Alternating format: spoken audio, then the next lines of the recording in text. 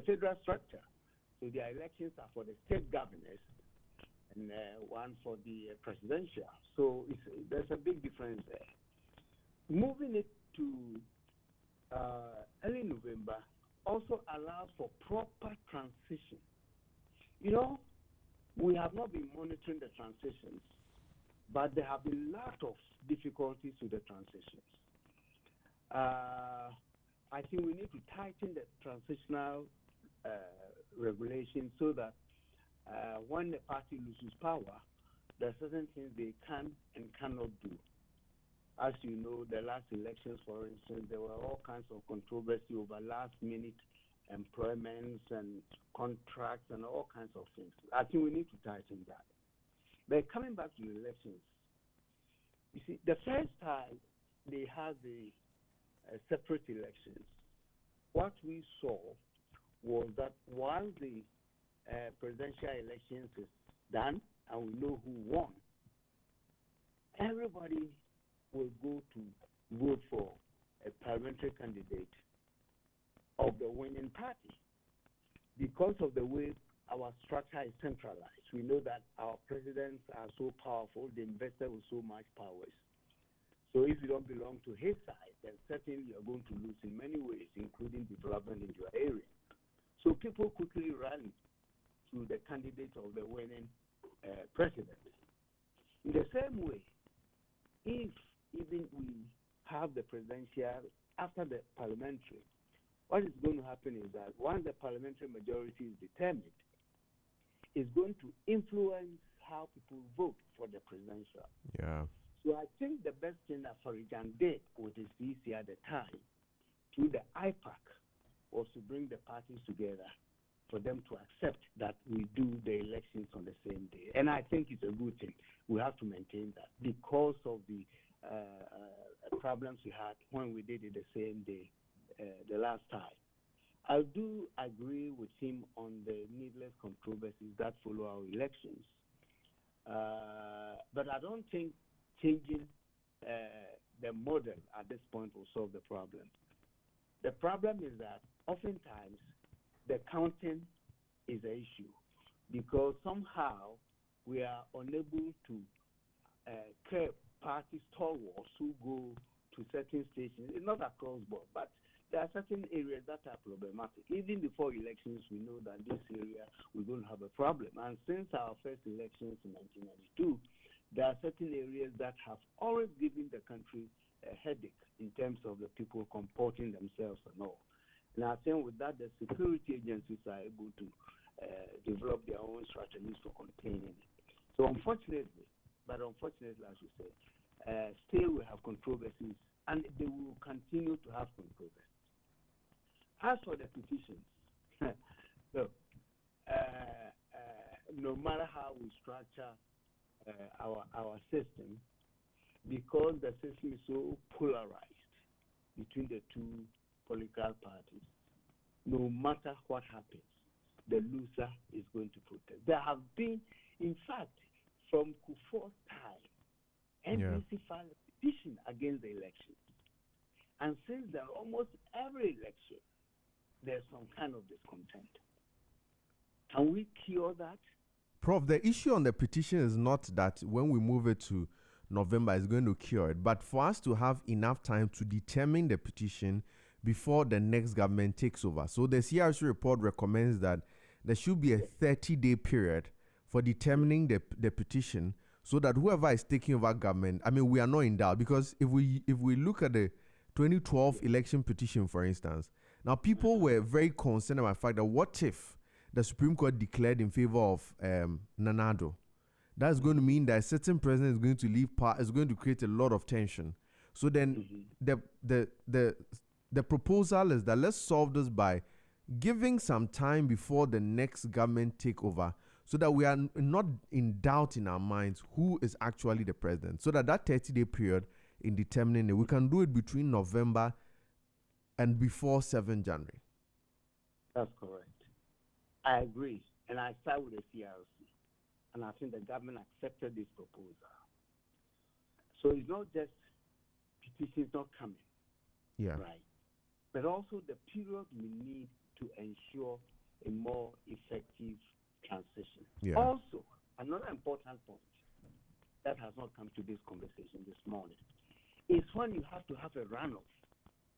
You remember Kufuor and Mills, I think the first Kufuor election, 2000. We won for what? We won for rerun. And because of the timing of the elections and the timing of the handover, the EC had to organize elections at around 24th or 27th. Yeah. Only because the handover is January 6th. And we have had runoff elections in our system on a few times. And that puts undue pressure not only on the EC, but on the political parties and the nation as a whole. So you consider cases where we have to go into a runoff. Then you see the wisdom in moving the dates from December to early November, because it gives room for a runoff to be properly organized, for the parties to reorganize themselves, and for the nation to be ready for a runoff. We have experienced it twice. But Prof, on this, doctor thinks that, in fact, then we even use the test case of, is it the 2008 elections? Yes. Doctor thinks that before you come into office, as in anybody who goes for an election, you should be ready. So whether there's a runoff, even organized on the 28th of December, elections are, let's say, declared on 29th or 30th, you should still be ready that for that 6 or 7 day period, you're willing to take over. I'm not even thinking now, I'm not talking now about the handover. I'm talking about the shortness of time in organizing a nationwide presidential election when there's a runoff. Okay. That's my point. And for the, he's right. Before we come into office, maybe you have ideas who should be my minister of this. So forming the government has not been the critical issue, even though even Mahama, it took him some weeks to put his government together, you see. So that is another issue. But I'm now focusing on the time to organize, prepare another round of campaigning, and then you have elections just within 2 weeks. That has been, if you were around during what's the name, Farijan's period, that time I was working in the country and I worked very closely with him through CDD. And I observed the pressure that came on the EC, the pressure that came on the political parties themselves in terms of initiating another round of campaign. And of course, the pressure on the nation, the national security that has to reorganize to survive election. It's so many things here. So I don't know why we should put the transition date and the election so close, just giving it just roughly about 3 weeks or so for this to happen. So I think for me, the important thing is whenever there's a runoff, we should have adequate time to organize it properly and ensure the success of the elections. The other one will be the transition itself. I know the candidate may have his own government cabinet members in mind, but between elections and the actual appointment, I can tell you so many things happen. People who were earmarked for certain positions may not be appointed at all. So while it is true that you have a sense of how you are going to form your government, I'm also saying that oftentimes there's more to it than simply that. Right. Thank you very much for your insightful contribution. Now let's move to the second issue on the size of parliament. And I'll read the CRC report and what government said, then we can discuss and look at its effect. So on the size of parliament, the committee recommends amending Article 93A to provide that parliament shall consist of not more than 276 elected members, thereby capping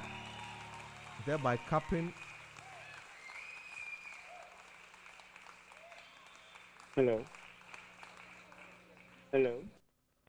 Prof, can you hear us?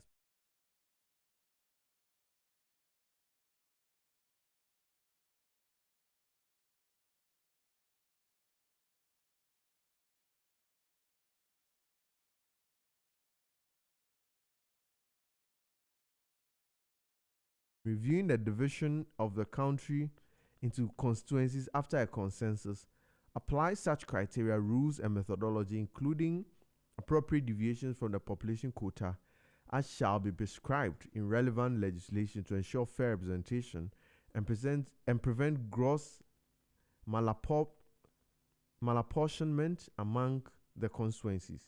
Now, this was government's response. The government accepts this recommendation subject to modification.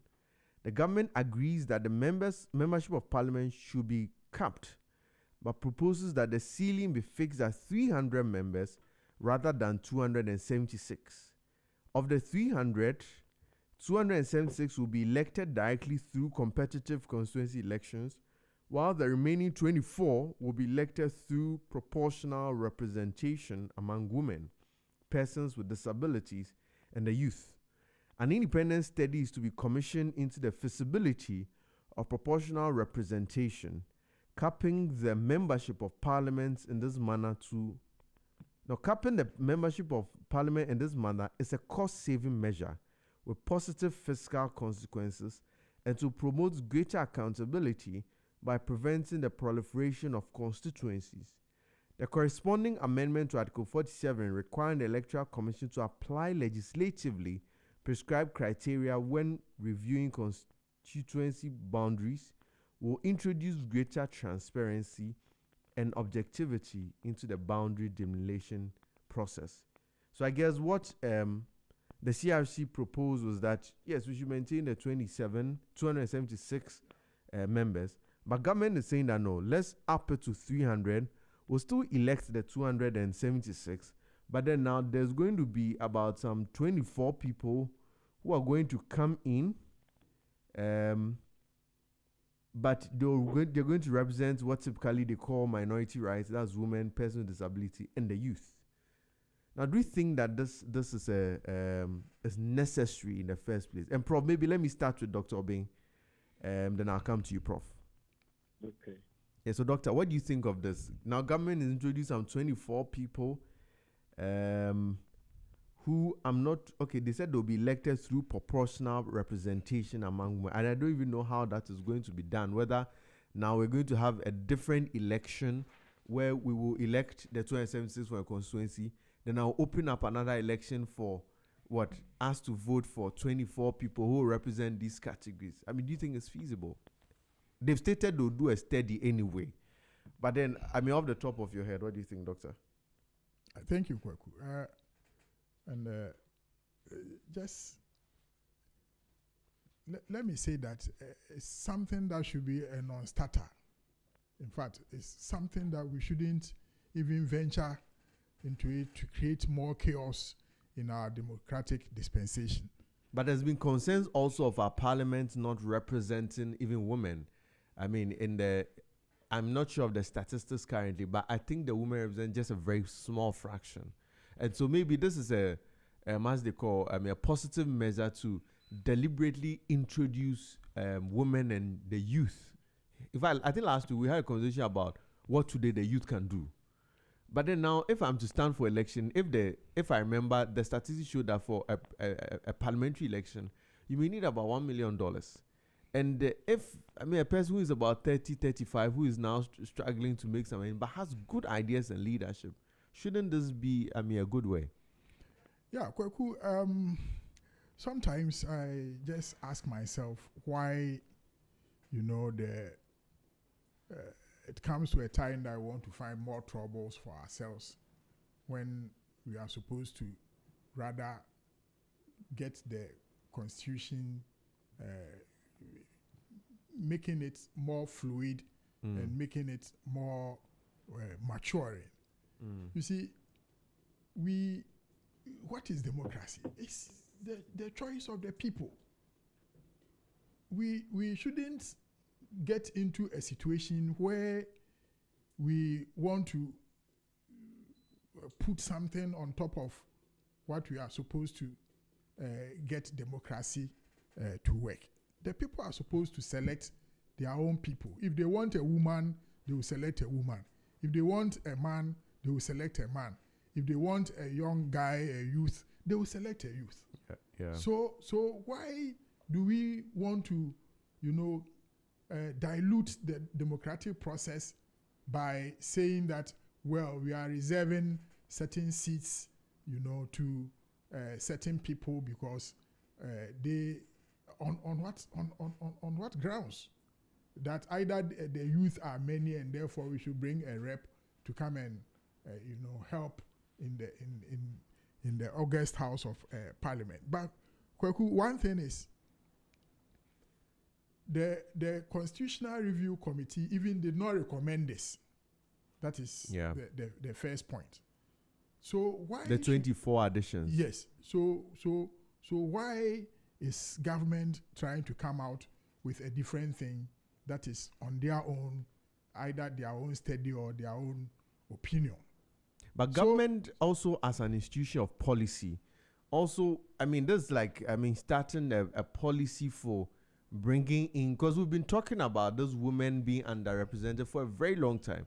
So isn't this a positive measure? Government is just laying that policy for us to have a framework where we can have women, more women in parliament. Because, I say this because there's been some laws, I'm going to a specific way, where to this day, since about 1992, the bill has been in parliament, but it hasn't moved an inch because then the men feel that these laws go against their interests.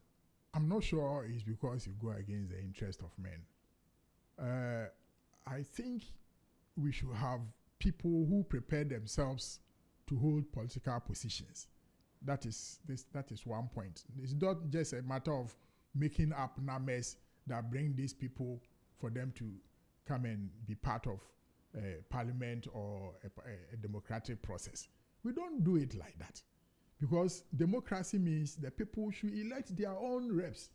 If you have challenges as to people using money and others to influence the people, those are some of the measures that need to be addressed and properly, so handled, but not to carve in a situation where you have to go and select, or you have to go and, when you talk about disability, what are we talking about? We have so many types of disabilities.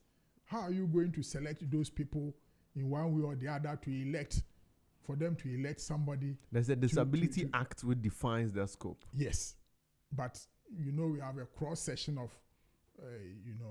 disabilities, and it's going to be difficult for them to elect a rep. But on a more serious note, the point I want to make is that the 276 members in parliament is even too much. It is too much. Ghana is a small country, and we have 276 parliamentarians. Kweku, have we sat down to look at the cost of maintaining one parliamentarian? We mentioned the salary as a small amount, but that is not the only cost of maintaining a parliamentarian. And look at the number of ministers that we have, which I agree that is capped at the 60 that we are talking about. So if you are to have 276 members of parliament, it is even too much. Last week I mentioned that in running a country as a chartered accountant, that is the way I look at how to run a country. Freeing resources to develop the nation. Freeing resources means the machinery of government, or the three arms of government, should be maintained in a state that we don't expend so much on these three states of government, the three arms of government, so that we can free resources to provide simple boreholes and others that people, when I'm traveling, and I see most of the villages, people even crossing one road, for one side of the road to the other, with a bucket of water, crossing the main road and so forth. Children going to fetch a bucket of water and walking a long distance before they go and take their bath and go to school. Which kind of country are we in? And look at the expenditures on our parliamentarians. Look at the expenditures on our ministers. Look at the expenditures on our judiciary, and which the Supreme Court, luckily, we want to cap it so that somebody doesn't appoint so many of them. Yeah, we'll come to that. To some of those positions. It is a huge cost. So, to me, the 276, if you ask me, for the next 30 years, we should not even increase the 276 members in parliament. Compare ourselves to Kenya, I mentioned it. How many parliamentarians do they have? How many ministers of state do they have? So, and we have more than double what they have. That country is about 4 times Ghana. So, if we want to expend the little taxes, and government tells us that about half of our taxes go into the payment of emoluments for government workers, including, these parliamentarians and everybody that goes into it.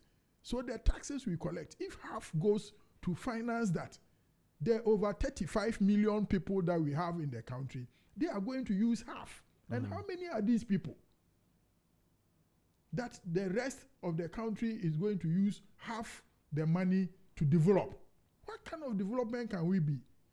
So apart from the fact that the parliamentarians are already too many, which is number one. Number two, we should not add to it. Number three, the selections and others that we are making and which we are trying to justify in one way or the other looks to me not, tangible enough for us to alter the 276 and send it to as high as 300 parliamentarians. It is not fair to the ordinary Ghanaian. If there are so many other provisions where women are encouraged, because the president has a room to appoint ministers. Appoint more women if you think that is what will help you govern properly. And as I said, anyone who wants to go to the August house, the highest house of the country in determining governance, the person should have prepared himself properly. But in terms of the legislature, because this governs strictly on legislature, when government appoints people, they are at the executive level, they determine policy. Yeah. But legislature, which is passing the laws, don't you think that diversity is necessary? Because we are battling with a situation whereby the majority rights are being considered by their representatives in parliament, and then what has come to be called the minority rights are not considered. So you see that a law will be passed. It looks like the law does not focus on some other aspects of it. Let me even correct this passing laws by parliament as a factor or as a point that sometimes you have been using to try to say that is what parliament is supposed to be. So when you take the interpretation of parliament, for instance, when you bring it into tree, we call them reshape bedwafo, which doesn't describe the actual, work that parliament does. Parliament only doesn't pass laws. It doesn't.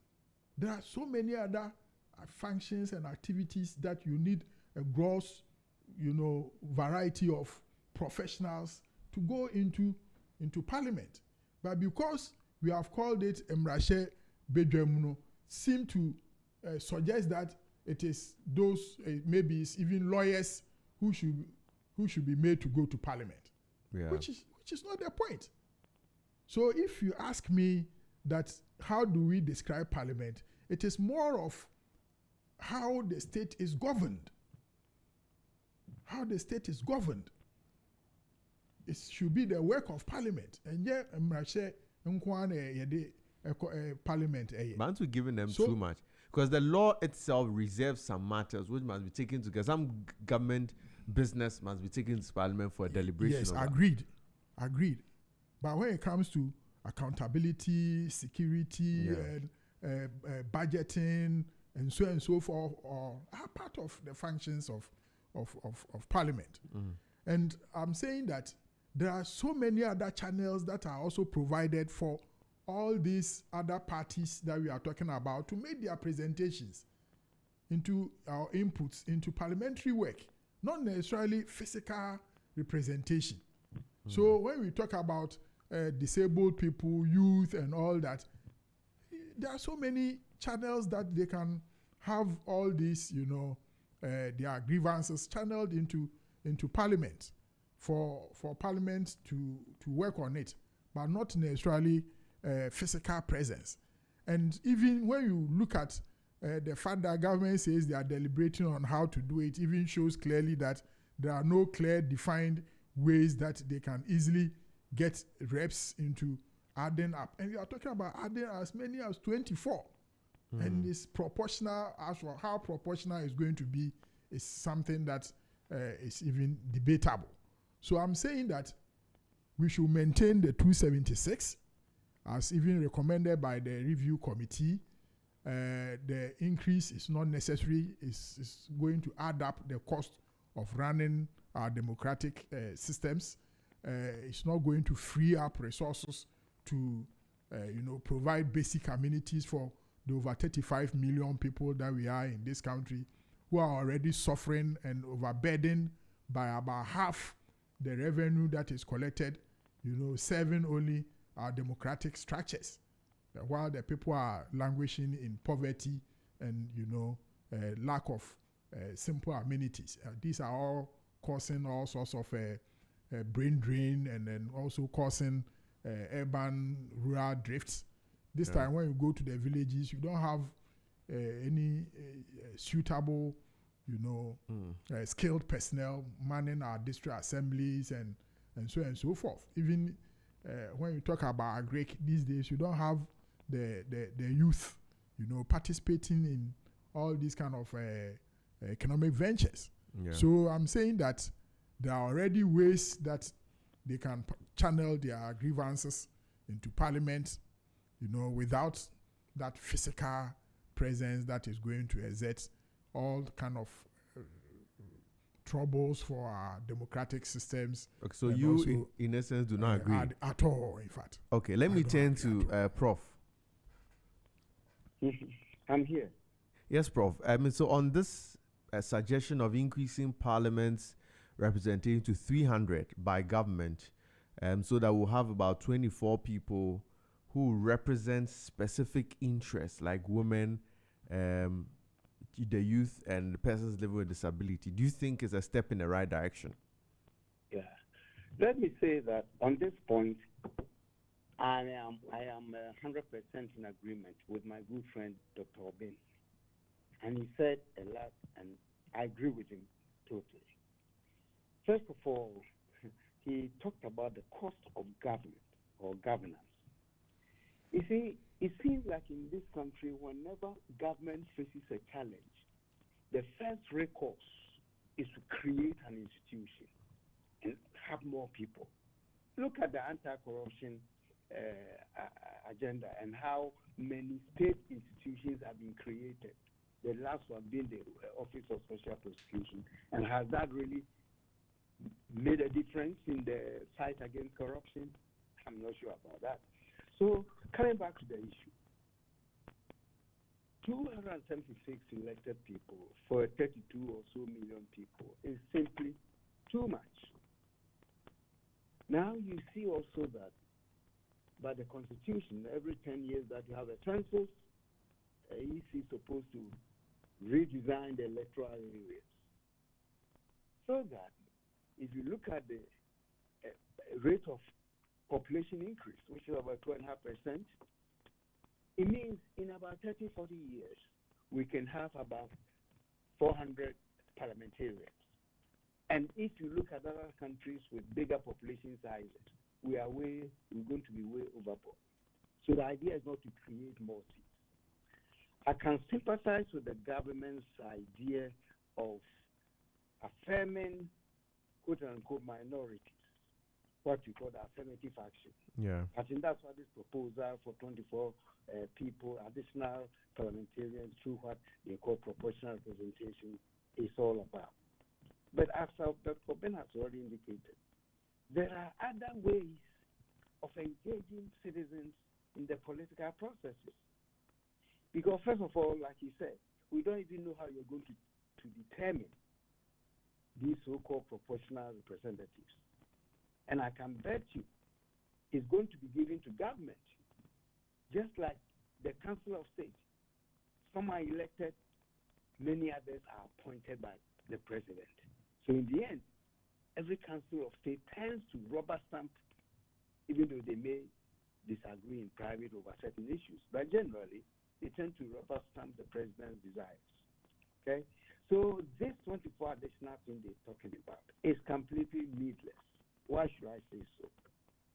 What we should be looking at, first of all, let me say, under President Mills, we got ministers, deputies and ministers and other high-ranking people who were below 30 years. It wasn't through proportional representation at the parliament. All these gentlemen who are in power today, having ministerial appointments, when they entered politics, they were in their late 20s and early 30s, and yet they were made ministers. So this idea about youth, let's be careful, okay? And I think the proper machinery to promote youth involvement is the political parties. For instance, the parties can decide, or they should be made to agree that certain seats in certain constituencies, or wherever they determine it, should be reserved for minority groups, so that in that constituency, there should be only women who are vetted to stand for election. So whoever wins becomes a woman. That's an ingenious way of increasing women representation, but not for government or the ruling party to decide who becomes proportionally represented in parliament. It's anti-democratic, that move. So the solution, in my view, as I keep saying, is for political parties to be obliged to give certain seats for minority groups, and that will satisfy this whole idea of affirmative action. Secondly, more importantly for me, we seem to forget that democracy should start from the grassroots. In Ghana, we have top-heavy democracy, directing everything to the grassroots, to the ground, when in fact, it should be from the ground up. Why am I saying this? Look at another proposal by the CRC for elective DCs and MMDCs. Yeah. The government says no, because the president will like to nominate 5 people in every district, and include 2 women or so to speak, and then have a committee to interview them, and retain 3, including 1 woman, for the people to vote. Why should the president be the one to nominate somebody in the district to be voted on? Why can't the people themselves decide who they want as their MCs or DCs? So in this country, everybody is rushing to the national level right after school. Rushing to the national level.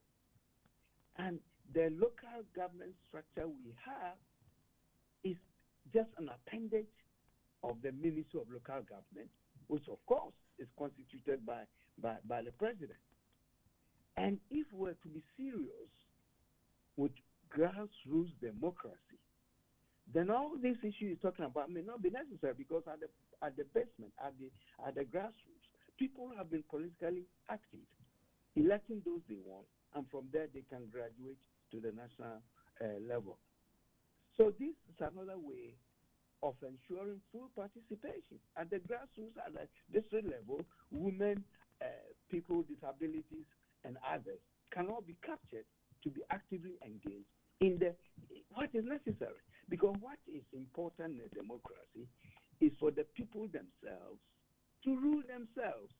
And you do it best at the local level, where people themselves elect their people, determine their development agenda, pursue that with the support of the central government. Since the central government controls most of the resources in the country, through the district district assembly common fund, which can be adjusted upwards to release more resources to the districts to run the affairs, and on and on and on.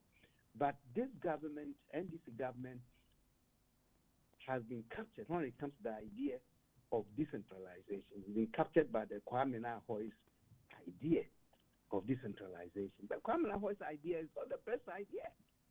There are other possible better ideas. So they are afraid to let go the districts when it comes to people ruling themselves at the district level. Okay?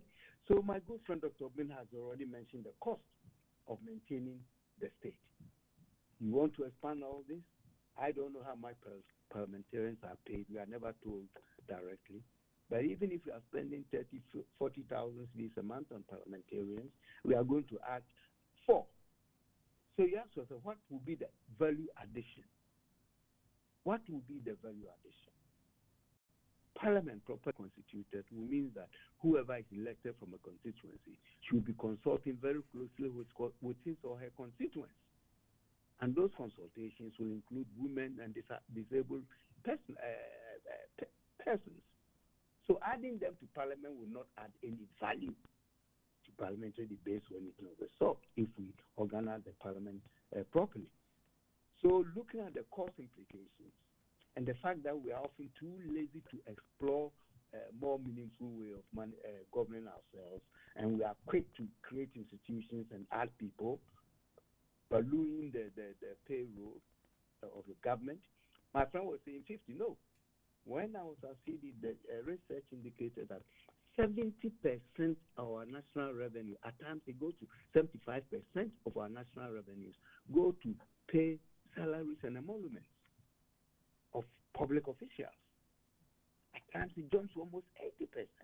That's why the government keeps going to the World Bank and other places looking for money. Because the revenue we generate here is all spent on the enjoyment of individuals, not invested in development, like Dr. May is saying. So I think we need to rethink how we run government as lean but effective governance is what I think we should be looking at, not ballooning the number of people the government pays, creating additional institutions, and denying people their right to actual democracy by making it look like the districts are just appendages of the local government ministry, and the president sitting in Accra and deciding who becomes the DC here and there. I think that's where the focus will be. Absolutely. So at least we agree on the fact that, Prof and Doctor agree on the fact that the addition of the 24 people to our parliamentary representation, there's no clear value addition to our democracy. So it's not something we should admit. Yeah. Okay. We'll take a very short break here. When we come back, we'll come and look at the Supreme Court, the proposal to increase the representation of the Supreme Court, to cap the number of judges at the Supreme Court. So I think when we come back, we're going to look at that. So it's still the focus on Z11.9 FM, your lifestyle, leisure, and business platform. We'll take a very short breather here. When we come back, the focus rolls.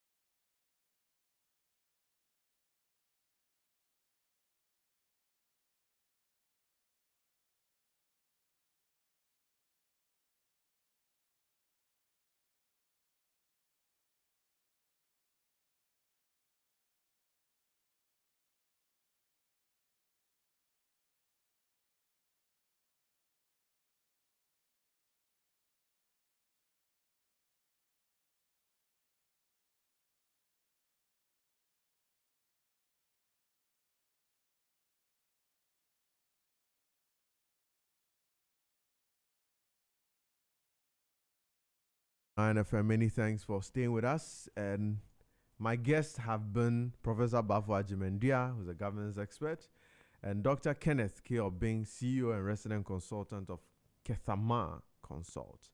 And we've been having conversations about the report of the CRC and what it means for our governance.